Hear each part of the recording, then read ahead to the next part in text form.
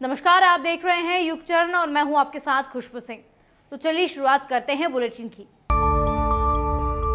इसरो के वैज्ञानिक आज रात 12 बजे से 1 बजे के बीच चंद्रयान 3 को पृथ्वी के ऑर्बिट से चांद की तरफ भेजेंगे। इसे ट्रांसलूनर इंजेक्शन कहा जाता है। चंद्रयान अभी ऐसी अंडाकार कक्षा में घूम रहा है जिसकी पृथ्वी से सबसे कम दूरी 236 किलोमीटर और सबसे ज्यादा दूरी 1,27,609 किलोमीटर है। 5 अगस्त को ये चंद्रमा की ऑर्बिट में पहुंचेगा और 23 अगस्त को चंद्रमा पर लैंड करेगा। ट्रांसलूनर इंजेक्शन के लिए बेंगलोर में मौजूद इसरो के हेडक्वार्टर से वैज्ञानिक चंद्रयान का इंजन कुछ देर के लिए चालू करेंगे। इंजन फायरिंग तब की जाएगी जब चंद्रयान पृथ्वी से 236 किलोमीटर की दूरी पर होगा। ट्रांसलूनर इंजेक्शन के लिए चंद्रयान की स्पीड पृथ्वी की एस्केप वेलोसिटी से ज्यादा होनी चाहिए। पृथ्वी की एस्केप वेलोसिटी 40,270 किलोमीटर है। चंद्रयान 3 में लैंडर, रोवर और पॉपुलेशन मॉड्यूल है।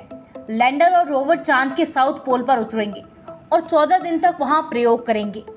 पॉपुलेशन मॉड्यूल चंद्रमा की कक्षा में रहकर धरती से आने वाले रेडिएशन का अध्यक्ष करेगा। इस मिशन के जरिए इसरो पता लगाएगा कि चांद की सतह पर कैसे भूकंप आते हैं। ये चंद्रमा की मिट्टी का भी अध्ययन करेगा। कई प्रोफेसर, IAS, IPS छात्र नेताओं को सियासत में उतारने वाले मुख्यमंत्री अशोक गहलोत इस बार भी कई करीबी लोगों को चुनावी मैदान में उतार सकते हैं। इनमें कोई पूर्व ब्यूरोक्रेट है, कोई बिजनेसमैन, तो कोई उनके इर्द गिर्द रहने वाला सबसे भरोसेमंद। खास बात यह है कि मौजूदा समय में कोई भी विधायक, सांसद या मंत्री नहीं है, लेकिन बोर्ड आयोगों में प्रभावशाली पदों पर है। ऐसे 9 लोग हैं जो पिछले 20 से 30 साल में सीएम गहलोत से जुड़े हुए हैं। कई मौकों पर सीएम ने इन्हें बोर्ड आयोगों में नियुक्ति भी दी है, लेकिन अब ये सियासत की मुख्यधारा में आने की तैयारी कर रहे हैं कि सभी लंबे समय से विधानसभा क्षेत्रों में एक्टिव हैं और टिकट की दावेदारी कर रहे हैं। जयपुर मुंबई एक्सप्रेस में सोमवार सुबह रेलवे प्रोटेक्शन फोर्स के एक कांस्टेबल ने अपनी ऑटोमेटिक राइफल से साथी असिस्टेंट सब इंस्पेक्टर को गोली मार दी। इसके बाद वह दूसरे डिब्बे में गया और वहां भी उसने 3 पैसेंजर्स को मार दिया। घटना के वक्त ट्रेन गुजरात से महाराष्ट्र जा रही थी। फायरिंग पालघर रेलवे स्टेशन के पास ट्रेन के कोच B5 में हुई। जवान को उसकी राइफल के साथ अरेस्ट कर लिया गया है। आरपीएफ के मुताबिक घटना सुबह लगभग 5:23 पर हुई। आरोपी कांस्टेबल चेतन कुमार चौधरी और ASI Tikaram Meena escort duty पर थे।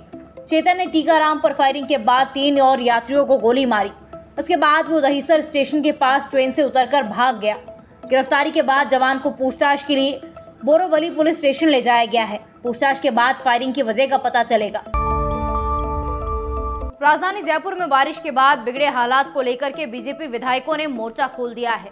रविवार को छुट्टी के बावजूद विधायक नरपत सिंह राजवी और अशोक लाहोटी अपने विधानसभा क्षेत्र की समस्याओं को लेकर जयपुर विकास प्राधिकरण पहुंचे, जहां दोनों विधायकों ने बधार ड्रेनेज सिस्टम को लेकर JD इंजीनियर और जोन के DC XCN को जमकर लताड़ लगाई।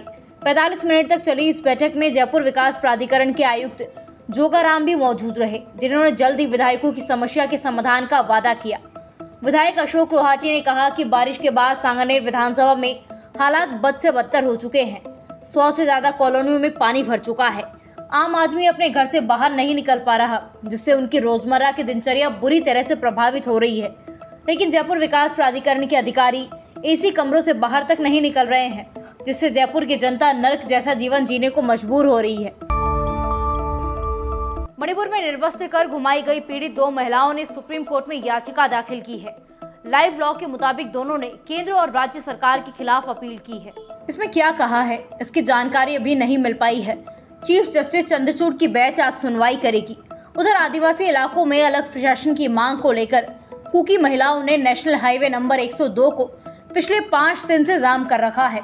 कुकी संगठनों की हजारों महिलाओं ने टेगरू उपाल में सेना के 10 वाहनों को मोरेह जाने से रोक दिया, जिसके बाद सैनिकों को एयरलिफ्ट पर मोरेह भेजना पड़ा। नेशनल हाईवे 102 इम्फाल को म्यांमार सीमा से सटे मोरेह से जोड़ता है। कुछ दिन पहले म्यांमार में मणिपुर से 718 अवैध प्रवासी इसी रास्ते से घुसे थे।